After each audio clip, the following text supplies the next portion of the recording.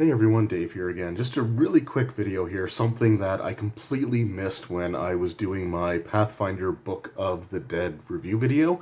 This is something that was actually pointed out by some people on, I think it was on Twitter, and I think I saw maybe some people talk about it on Facebook as well. So I'm not trying to take credit for noticing this or anything, but I still thought it'd be kind of cool just to do a quick little video about this because it's just one of the things that I really appreciate when it comes to the way that Paizo sort of presents their books, their attention to detail, just the nice little extra things that they do that you don't necessarily need to, it's something that you could completely just not have to worry about, and I don't think anybody would have thought anything of it.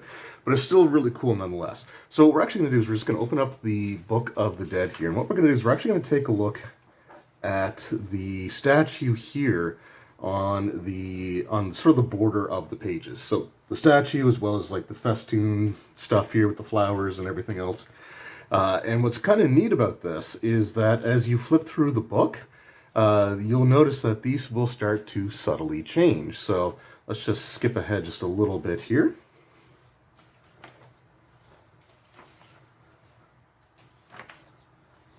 So you can already see that there are some cracks starting to form in the statue, and you can see what looks like maybe some vines or some moss starting to hang down from the top of the border here. So again, we take a look a little bit further back, everything looks nice and pristine, but now we're starting to show some cracks sort of on the statue there, as well as again the border going around the page. The candles are also different. As you can see, they start to burn down as everything goes on, and you can see that the border also does start to get darker as things go. So we're just going to skip ahead a little bit further here to the next sort of change.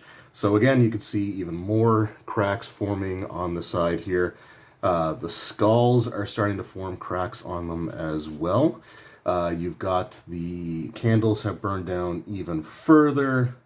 This sort of little statue here in this alcove is starting to look a little more sinister, and again you've got more sort of like vines or moss hanging down. The festoon drapes here are starting to also tatter, and you can see that they're starting to rip and tear, which again is really, really neat.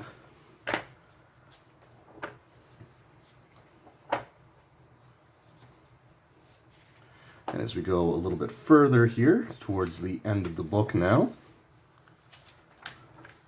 you can see that the statue is starting to take on a more skeletal appearance. Again, the candles are almost completely gone. You've got all kinds of the flowers that were here on the top. They look like they're starting to rot or they're turning brown, which is really cool. Again, the drapes here are tattered. You can sort of see that they're hanging down in a really a really obvious way here. And then finally, the statue turns into like an actual skeleton. That's now skeletal.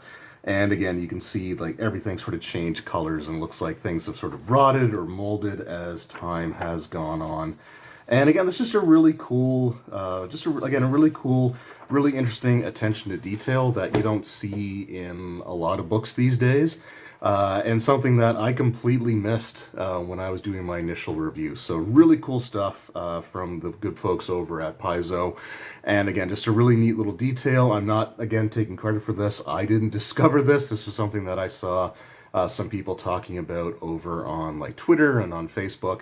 But it is still really cool nonetheless. And one of the things that I just really admire and respect about the art direction and the attention to detail that goes into putting together some of these products over from the folks at Paizo for their Pathfinder and Starfinder product line. So let me know in the comments below, am I super late to the party and did everybody else notice this well before I did?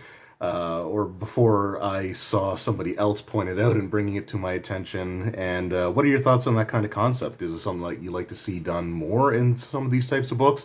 And yeah, just let me know if there's other examples of this kind of, again, sort of decaying or changing and evolving page borders in other books, because I'd love to hear some of those as well.